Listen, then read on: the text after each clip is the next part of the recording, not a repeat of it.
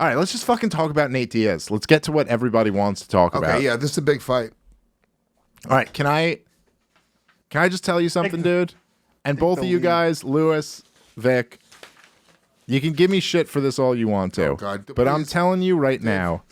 I'll bet you anything. $2 million. I'll bet you anything in the world, dude. I'll bet you listen, anything in the fucking world. Hear me out. Let me say my piece, and then you can make me whatever offer you want. Nate is going to win. He's going to win this fight. But hold on. Hear me out here. This is on Diaz logic.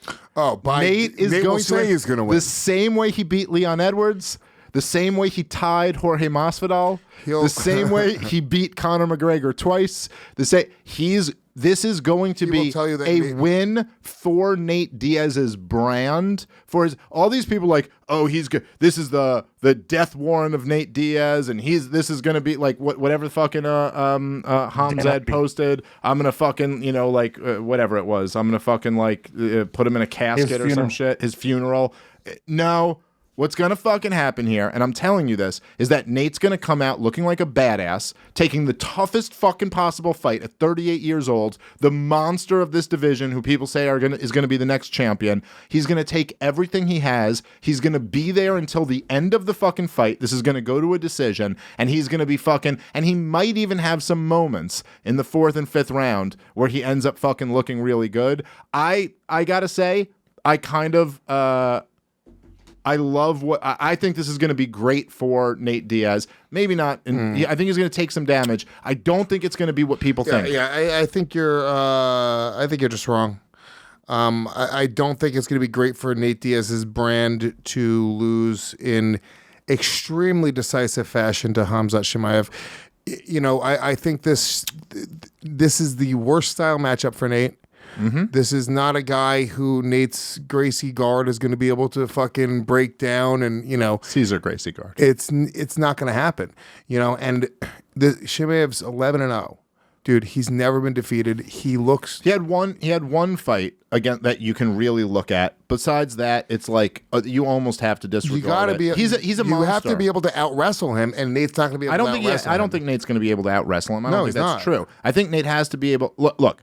He's also massive, dude. Nate's a 155-pounder. Chimaev could be a 185-pounder. Nate is really, I think at this point, not exactly a 155-pounder, not exactly a 170-pounder. But not based off of, he's grown and, no, he's just, getting older. No. I think he's actually, gotten bigger over the years. I think it's much harder for him to, I think he's, a 160. Dude, I fucking love Nate Diaz. I hate talking this truth to you. I hate having to say this to you. The truth is, Khamzat is, could be a big 185-pounder.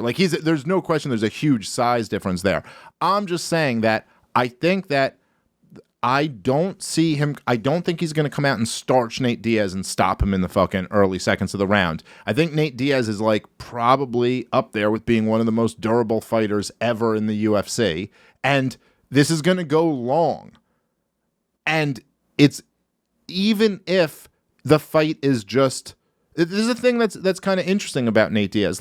Everyone talks about this. His stock doesn't really go down just because he gets a loss. There's things like that. There's something even in the Masvidal fight. Nate Diaz stock is sort of Nate Diaz stock, right? So I don't. No, look. If Nate Diaz got knocked out in the first round, his stock goes down. His stock didn't go down in the Robbie Lawler fight, really, in the last one, right? He came in out of shape. It was you walk away from it and go, oh, but it wasn't Nick, right? And his stock didn't go down. His stock weirdly kind of went up because he fought. Oh, and you go, he fought. And he had some moments in the fight where he kind of looked good. The fight, inconsequential, sort of, in my opinion, right? So it was just sort of Nick or Nate Diaz, if they show up at an event and fight and they that's the value. They're going to create a buzz. People just want to see it, and they're always going to be entertaining, right? So I don't think his stock necessarily goes down with a loss. I think it's definitely going to be a loss. 100% definitely going to be a loss. 100%. I don't think it's 100%. You're out of your fucking mind. I think it's a no. Look, what are the odds on this? No, what are the odds on the Nate Diaz? But I'm saying it's not 100%. I'm saying, yeah, Khamzat should be the favorite to win the fight. I'm just saying I don't think it's 100%. I think Khamzat has had one fight against a very tough dude that was incredibly close in a 3-round Live fight. Chat throws in this stat, very interesting. Nate is 1-4 in his last 5 fights. That is incorrect. He beat Leon Edwards.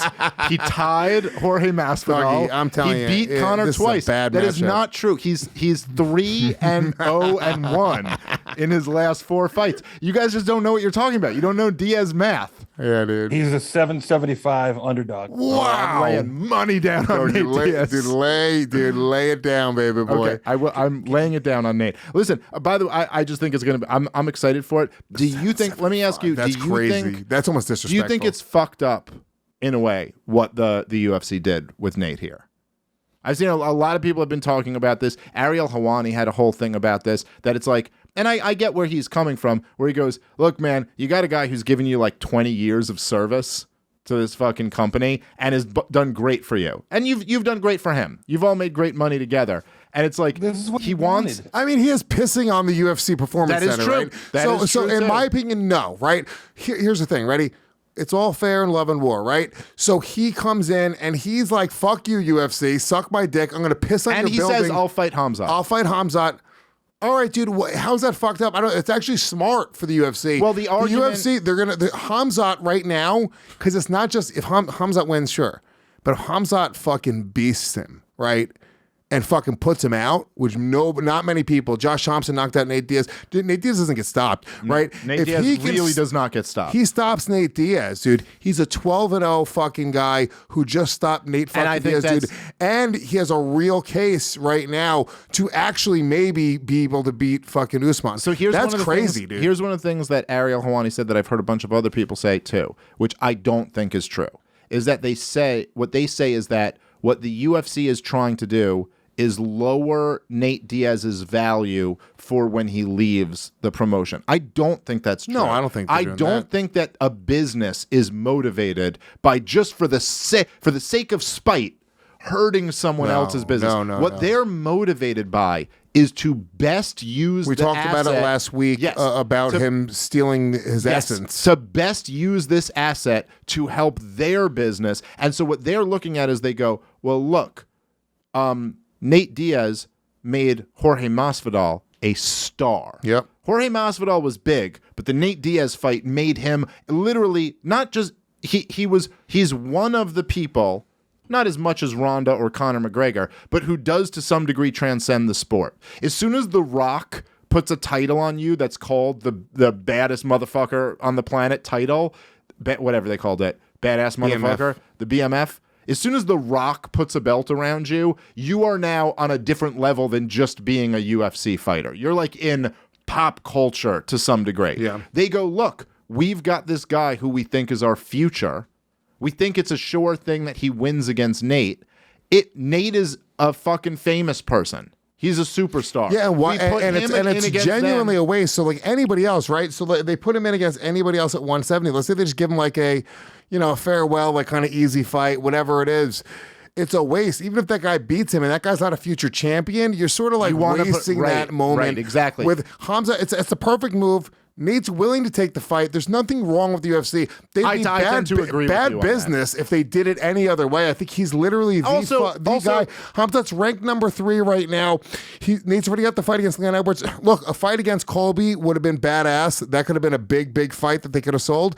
But beyond that, I mean, Colby's already been in the... This is a more fun fight.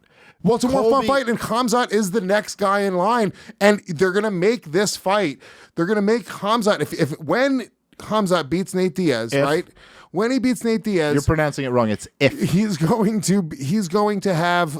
I mean, Kamaru Usman hasn't had as big of a opponent as this. This is going to be a massive. So this now gets over internationally recognized event, huge event. I'm getting excited as I'm talking about it. Right? Yes. These two guys are on a collision course, and the reality is, Nate Diaz is just going to be, a pawn in that game, and now he's that's true. But look, here's the thing, right? Jorge Masvidal becomes a huge star when he fights Nate Diaz to a draw. Conor McGregor, he won. Conor McGregor made Nate Diaz a huge star when Nate Diaz beat Conor McGregor. Conor McGregor made Dustin Poirier a huge star when Dustin Poirier beat him. This is the thing, right? When you get people take your juice in MMA. If you have a ton of juice, then they kind of take it from you when they beat you. Leon Edwards did not take the juice from Nate Diaz. As good as he fought for 4 rounds in that fight, when you go out like that, when you're saved by the bell at the end, that's not going to cut it. So there is something to be said for this plan only works for the UFC if Khamzat flattens Nate Diaz and fucking dominates him in the first round like no one we've ever seen does, then it really works. But even if he just dominates him in an exciting fashion, Leon Alvarez came out and fought a bullshit, boring fight, right? And then Nate only had the moment, had the only fun moment of the fight at the end of the fight.